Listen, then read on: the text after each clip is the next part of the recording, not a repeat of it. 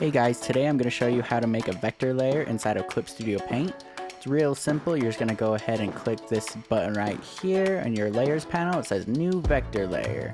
Go ahead and click it. It'll make a layer with this cube symbol in it, and that's how you know it's the vector layer.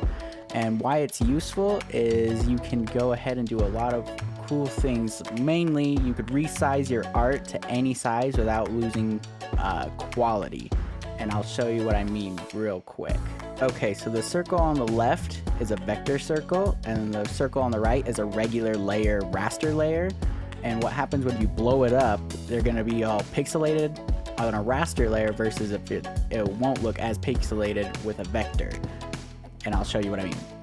So you can see the circle on the right looks a little blurry and fuzzy, and that's because it's a raster layer versus the one on the left, which is a vector layer where it still looks crisp.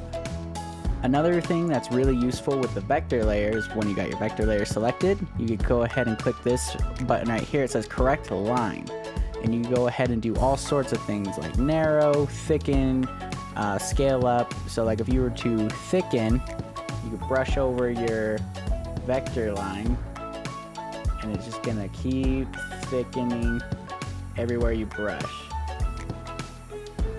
And you can do this in reverse, and this is really helpful when you're doing your line art. If you just got a perfect line, but it's not as thick or it's not as thin as you need in that area. Alright, thanks for watching, and I hope this helped you out.